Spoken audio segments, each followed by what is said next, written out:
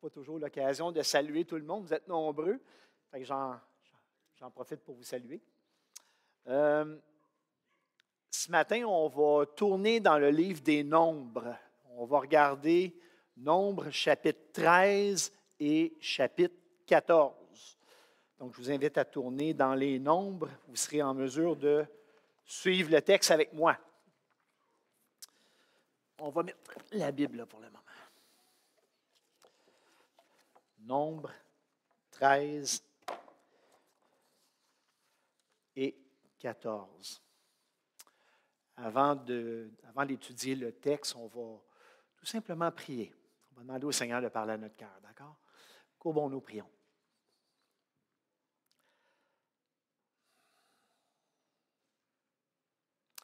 Tu mérites qu'on chante ton amour pour l'éternité. On est heureux de te louer, t'adorer ce matin au travers de nos chants. Et Seigneur, on a besoin que tu parles à notre cœur. Instruis-nous, dirige-nous, révèle-toi à nous à chaque jour davantage pour qu'on puisse t'aimer, te ressembler. Et merci pour qui tu es. Sois honoré ce matin. Amen. Donc, il y a plusieurs années, je suis allé faire une activité en famille avec un couple de l'église de Lavalès. À l'époque, je fréquentais l'église de Lavalès. Et on est allé à une activité qui s'appelle d'arbre en arbre. Je ne sais pas si vous avez déjà connu cette activité-là. Je dirais presque que c'est le petit frère d'une Via Ferrata. Mais bref, quand je suis allé là-bas, c'était la première fois que je faisais cette activité-là. Et l'instructeur nous a éduqués à c'est quoi un harnais d'alpiniste et comment on procède avec ça. Donc, on enfile ça et puis on a une ceinture avec un mousqueton et on accroche le mousqueton à un câble en acier qu'on appelle une ligne de vie. Au cas si on tombe, au cas si on se ferait mal. Alors, et pour s'assurer qu'on comprenne exactement c'est quoi, l'instructeur fait des tests avec nous. C'est-à-dire qu'il va dire, OK, bien là, tu vas monter, tu vas marcher sur un fil de fer et tu vas te lancer dans le vide. Dans ta tête, là, ça ne marche pas, ça. On n'est pas fait pour vivre le vide, nous autres. Hein? Mais c'est nécessaire que ce soit fait pour accomplir l'activité. Alors, tu montes et tu te lâches dans le vide pour que cette ligne de vie-là puisse faire son travail et sauver ta vie. L'idée est très, très, très simple. C'est de parler à ta tête pour lui montrer que peu importe l'activité que tu vas faire, tu es en sécurité contre toute attente. C'est-à-dire que si tu fais le parcours et que tu perds pied, tu ne te feras pas mal parce que cette ligne-là va faire son travail et elle va sauver ta vie. Alors, c'est un peu l'idée.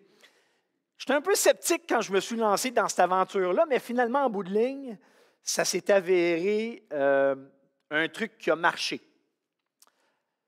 Dans une certaine mesure, cette activité-là demande une dose de foi. Cette foi-là, de savoir que tu vas être soutenu s'il arrive quelque chose. Et c'est là que ça devient intéressant. Israël a fait à peu près un chemin semblable pour atteindre son but final, c'est-à-dire que Israël était en Égypte et Dieu les a délivrés, Dieu les a accompagnés dans le désert et ils ont vécu plein d'expériences avec Dieu où ils ont appris à connaître Dieu. Et leur instructeur, Dieu leur a montré que tant et aussi longtemps qu'il était à leur côté, il n'y aurait pas de danger. Ils ont traversé le désert et au travers de ce désert-là, Dieu s'est révélé à eux pour qu'ils puissent apprendre à le connaître et lui faire confiance, mettre leur foi en lui. Il les a délivrés de Pharaon, il a pris soin d'eux, il les a nourris, il les a abreuvés en plein désert et il voyait à leur bien-être. Donc, cette confiance-là en Dieu pouvait s'asseoir sur beaucoup, beaucoup de choses. Parce que ça faisait un bout de temps que ce peuple-là marchait dans le désert. Et là, ils arrivent aux abords de Canaan. Cette terre promise-là, cette terre que Dieu leur a promis. Cette terre qui semble être extraordinaire. Parce que Dieu est extraordinaire. Alors, il ne donne que le meilleur. Dieu va honorer sa promesse. La promesse qu'il a faite à Abraham, la promesse qu'il a faite au peuple, il va l'honorer. Alors, ils arrivent aux portes de Canaan. Je tiens à dire, il y a un texte parallèle à Nombres 13 et 14, c'est dans Deutéronome 1. Alors, quelquefois, je vais faire des références pour compléter le texte. D'accord? Donc, en premier lieu, le mandat de Dieu est donné. Et ce que Dieu demande, c'est, OK, allez inspecter le pays. Là, je me suis assis et je me suis dit, Dieu donne un pays, donc il connaît le pays. Alors pourquoi Dieu dit d'aller inspecter ce pays-là? Lui, il n'en a pas besoin, il sait qu'est-ce qu'il donne. Mais en réalité, dans Deutéronome 1, chapitre 1, on voit que cette demande-là vient en fait d'Israël. C'est-à-dire qu'Israël arrive aux portes, puis là, ils disent à Moïse, « Hey, moi j'aimerais ça savoir où est-ce que je mets les pieds, donc je veux y aller. Je veux aller voir ce pays-là avant de mettre les pieds. » Et Dieu acquiesce à cette demande-là. Donc, Moïse va choisir des ambassadeurs, un par tribu, il y a 12 tribus, un par tribu, et ils vont envoyer ces gens-là inspecter le pays. Et Moïse précise la mission. Il va clarifier ce que ces gens-là doivent faire. On trouve le passage dans Nombre 13, 17 à 20. Je vais le lire dans la version Semeur. Moïse les envoya donc pour reconnaître le pays de Canaan en leur disant, « Passez par le Néguev, gagnez la région montagneuse et examinez le pays. Voyez comment il se présente et quel peuple l'habite. Observez s'il est fort ou il est faible, nombreux ou pas. Quel genre est le pays où il habite, s'il est bon ou mauvais, et comment sont les villes, si elles sont ouvertes ou fortifiées. Est-ce que la terre est fertile? Est-ce que la terre est pauvre? Est-ce qu'on y trouve des arbres ou on ne trouve pas d'arbres? Ayez du courage et rapportez des fruits du pays. » Fait qu'il y avait comme deux mandats où on inspecte le territoire, on inspecte la végétation, est-ce qu'on est capable de vivre là? Et un autre mandat qui était peut-être un peu plus sociologique, où OK, qui vit là? À qui on a affaire? Quel genre de ville? Quel genre de culture? Alors, les espions partent pour 40 jours.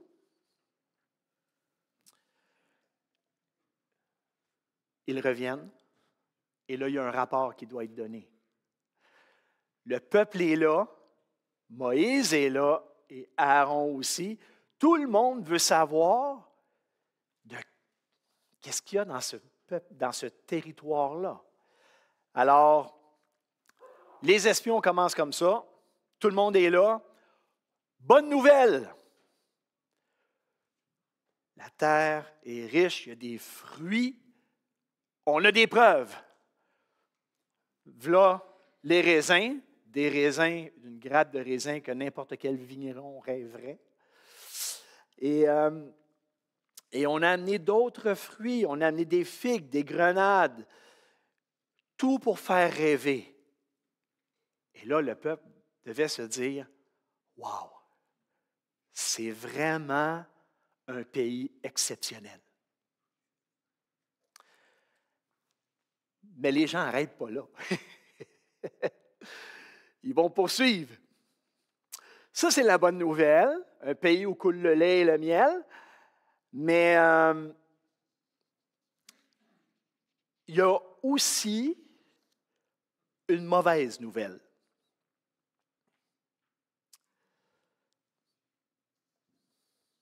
Le pays est occupé. Et pas à peu près.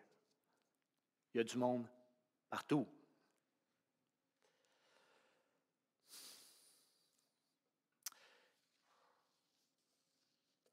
Alors le peuple commence à élever la voix et commence à s'en prendre à Moïse. Parce que finalement, ce n'était peut-être pas si simple que ça. Et là, Caleb, qui est un des 12, va dire à Moïse pendant que le ton monte, on va aller prendre ce pays-là, on va s'en occuper, prenons le pays. C'est à nous autres, on le prend. Mais les autres délégués en rajoutent une couche. Ces hommes-là sont plus forts que nous. Il y a des villes fortifiées. Il y a des géants. On est minuscule à côté d'eux. C'est des gens qui savent se battre. Et on ne pourra pas attaquer. On ne pourra pas prendre le pays. Il semble que la situation est sans issue. Ils sont là, ils ont fait tout ce chemin-là, et là, il semble qu'on ne puisse pas rentrer. Là, la communauté commence à s'impatienter et ça ne va pas bien du tout. La communauté se soulève. Et le texte dit qu'ils poussent de grands cris, ils pleurent dans Nombre 14, 1 à 3. Et ils se mettent à critiquer Moïse, Aaron, et c'est en train de prendre une allure qui n'est pas le fun. Si seulement on serait mort en Égypte, ou du moins dans ce désert, pourquoi l'Éternel veut nous mener dans ce pays-là pour nous y faire massacrer par l'épée? Tandis que nos femmes et nos enfants deviendront la proie de nos ennemis. On ferait mieux de retourner en Égypte.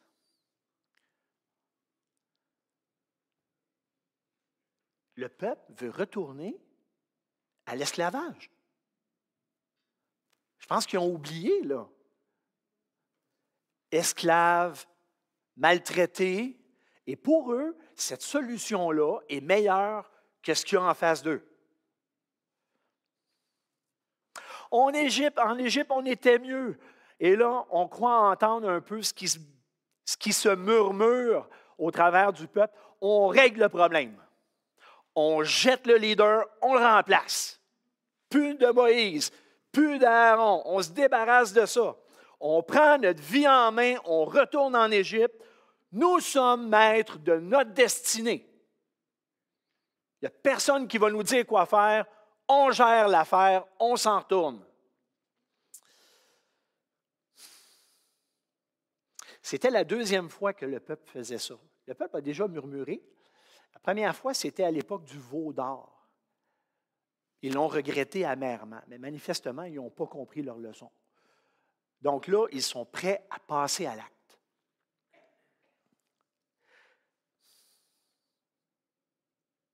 Moïse, Aaron, Caleb, Josué sont loin d'abandonner le groupe et puis ils vont tenter de convaincre le groupe. C'est un bon pays, vous n'avez pas entendu les délégués. Et on pourrait penser qu'ils vont dire, OK, faites le bon choix. Voyez les choses du bon côté.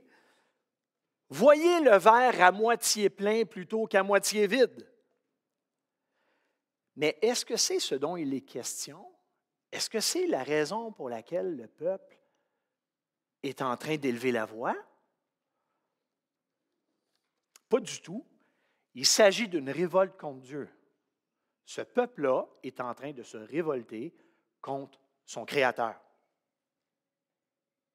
Ce peuple-là est en train de se révolter contre le plan de Dieu, contre le plan de leur Sauveur qui les a sortis d'Égypte, qui les a nourris, qui les a protégés et qui est sur le point de leur donner une terre qu'ils n'ont pas méritée, qu'ils n'ont pas gagnée, mais Dieu est prêt à le donner parce que c'est la promesse que Dieu leur a faite. Les sujets du roi de l'univers sont en train de se rebeller contre celui qui tient leur destinée dans leurs mains, la destinée dans ses mains. Et les gars le savent. Les 4 amis, ces 4 personnes-là le savent.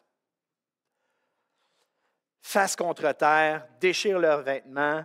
Ne vous révoltez pas contre l'Éternel. Nous ne ferons qu'une bouchée de ces hommes parce que Dieu est avec nous. Pas parce qu'on est fort, pas parce qu'on est mieux, mais parce que Dieu est à nos côtés. Moïse, Aaron, Josué et Caleb ne sont pas en train de pelleter des nuages, là. Ils sont bien conscients du danger. Mais Dieu est avec eux. Et ça aussi, ils le savent.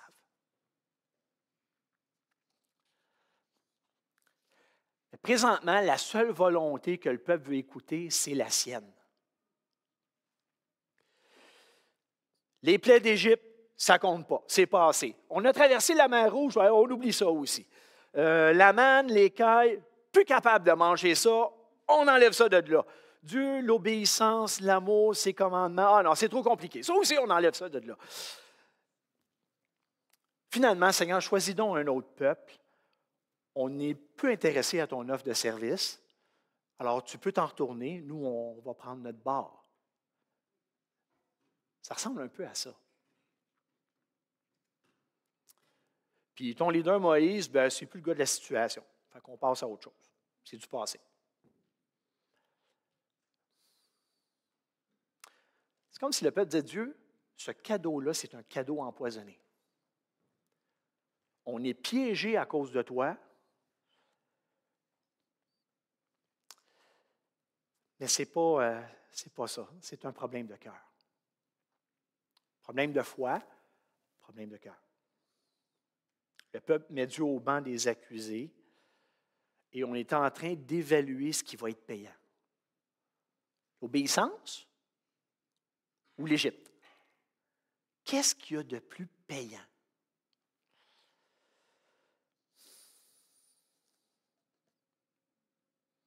Alors que tout ça, toute cette tension-là est en train de monter et que le peuple est en train de se consulter pour lapider ces gens-là,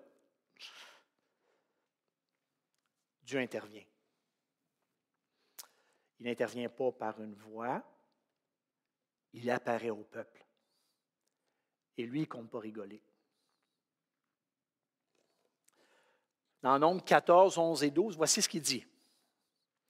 L'Éternel dit à Moïse, « Combien de temps ce peuple me méprisera-t-il encore? Quand cessera-t-il de me refuser sa confiance? » Parce qu'il s'agit de foi et de confiance, pas de perspective.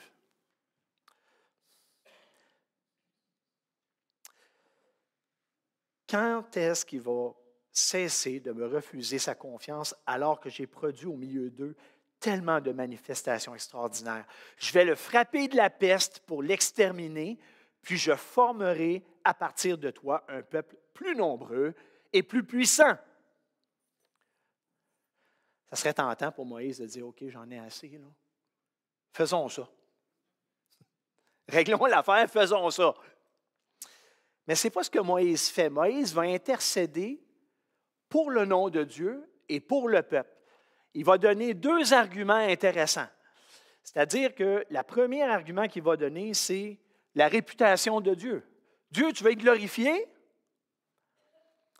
Les gens, les peuples connaissent ta réputation. Ils savent ce que tu as fait en Égypte. Et là, tu amènerais le peuple dans le désert et tu les tuerais avant de rentrer en terre promise. Seigneur, qu'est-ce qui va arriver avec ta gloire? Les peuples autour vont dire, « Ah, il n'a pas été capable de les faire entrer en terre promise, fait qu'il les a tués là. » Ça ne servira pas ta gloire, Seigneur. Et l'autre argument, Dieu, tu fais grâce. Tu es un Dieu bon, tu es un Dieu juste, tu es un Dieu qui fait grâce. N'oublie pas qui tu es en intervenant avec le peuple. Le verset 17 et 19 du chapitre 14. maintenant de grâce que la puissance du Seigneur se manifeste dans toute sa force, selon ce que tu as déclaré en disant, l'Éternel est patient et riche en amour, c'est Moïse qui parle, il pardonne faute et péché, mais il n'acquitte pas le coupable et il fait payer au Fils le péché des pères jusqu'à la 3e, voire la 4e génération. Alors, pardonne ce peuple-là. L'Éternel va acquiescer, il va exercer sa grâce. Le peuple ne va pas mourir. Une bonne nouvelle. Mais il va appliquer sa justice aussi. Ce peuple ne rentrera pas dans la terre promise. Des fois, le pardon, ce n'est pas absent de conséquences. Et là, il y a une conséquence. Dieu applique sa justice parce qu'il n'est pas bonasse.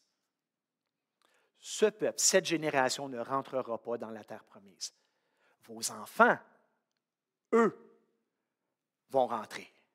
Et parce que Caleb et Josué ont fait preuve de foi, eux vont rentrer. C'est une manière intéressante d'appliquer la justice et la grâce en même temps. Le peuple va se lamenter, il va reconnaître ses fautes et ils vont retourner dans le désert. Quand on lit Nombres 13 et 14, on se dit « Ah, ils ont retenu leur leçon. Ils ont compris. » Mais lorsqu'on lit Deutéronome 1, on apprend que ce peuple-là, lorsqu'il est retourné dans le désert, a pris les armes et a essayé de rentrer en Canaan. Comme si la grâce de Dieu, ça ne suffisait pas. Ils ont pris les armes, ils sont rentrés. Dieu a dit à Moïse, avertis-les, ils ne rentreront pas, ils vont retourner. Non, ils sont rentrés pareil. Puis ils ont été battus par les Amoréens, puis ils sont revenus en pleurant, en se lamentant. Encore une fois, désobéissants devant une grâce tellement généreuse de la part de Dieu.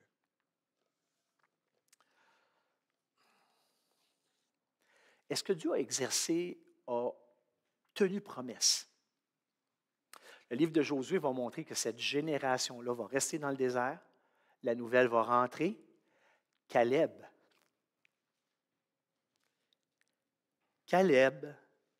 va rentrer. Il va livrer bataille contre les enfants d'Anak, les géants, et Dieu va lui donner la victoire. Il va prendre possession d'Hébron et sa famille va demeurer là. Dieu honore ses promesses. Dieu récompense celui qui a la foi. Canaan était une terre occupée parmi tant d'autres. Des terres occupées, à l'époque, il y en avait un peu partout. Les gens vivaient. Qu'est-ce que cette terre-là avait de si exceptionnel dans le fond? C'est-à-dire, cette terre-là pouvait uniquement être exceptionnelle si Dieu était là. Et je pense que c'est quelque chose que le peuple n'avait pas compris. Parce que c'était Dieu le pourvoyeur. C'était Dieu qui prenait soin de son peuple. Et ce peuple-là aurait pu être en enfer qui aurait été bien si Dieu était là.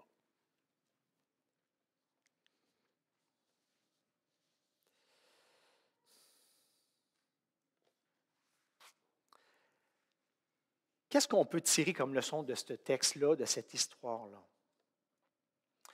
Une des premières choses qu'on peut comprendre, c'est que la foi, ça se traduit toujours par des actes.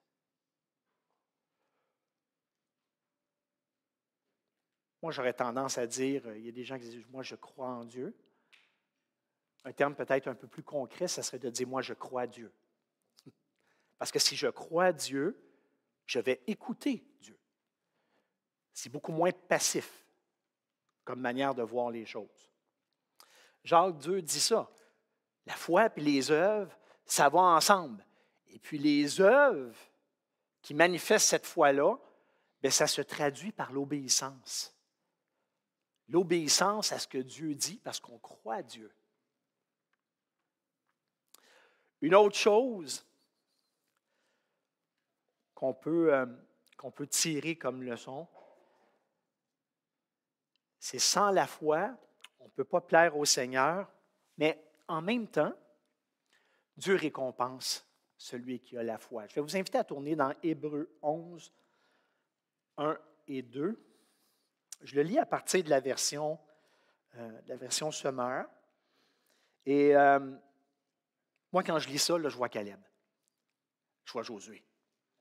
Pourtant, ils ne font pas partie des héros de la foi. Je lisais le chapitre, mais c'est exactement ça. La foi est une façon de posséder ce qu'on espère. C'est un moyen d'être sûr des réalités qu'on ne voit pas. C'est parce qu'ils ont eu cette foi que les hommes des temps passés ont été approuvés de Dieu. Dieu récompense celui qui le cherche, et la foi, c'est de comprendre que Dieu récompense celui qui le cherche. On pourrait se poser la question, quand j'ai lu ce texte-là, je me suis posé cette question-là, est-ce que ma foi est en santé? On parlait du cruise tantôt, là. Ça vient rejoindre l'idée. Est-ce que ma foi est en santé? Est-ce qu'elle est vivante? Est-ce que dans ma vie de tous les jours, je crois à Dieu? Ou c'est juste un concept avec lequel je manipule et je tricote dans ma vie tout simplement quand ça va mal? Quand ça va bien, bien, c'est une autre histoire. Pourtant, Dieu est présent tout le temps, hein, quand ça va bien et quand ça va mal aussi.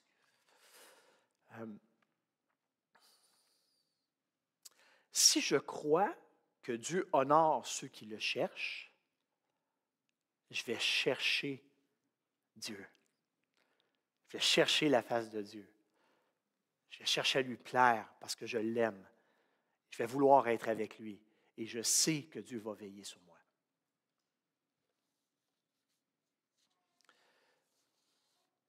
Dans le fond, la question, ce n'est pas de voir un verre à moitié plein ou à moitié vide dans nos circonstances. C'est beaucoup plus drastique que ça. La question, c'est de savoir, est-ce que j'ai la foi ou je ne l'ai pas? Et ça, il n'y a pas de degré. Est-ce que je crois à Dieu?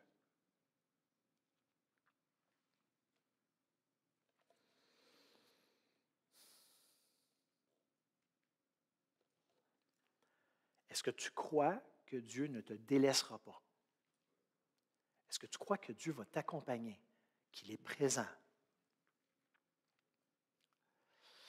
Le peuple a tenté de sauver sa vie et finalement il l'a perdu.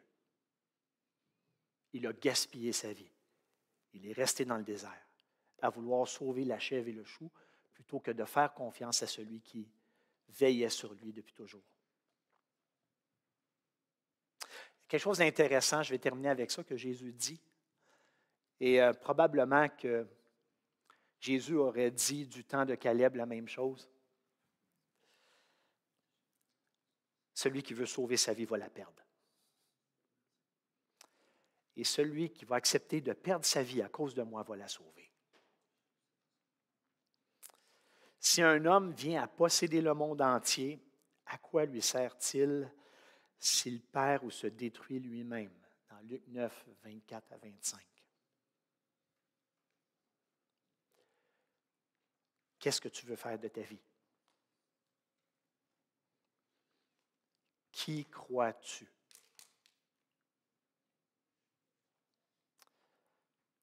Dieu peut veiller sur toi. Laisse-le te guider. Courbons-nous, prions.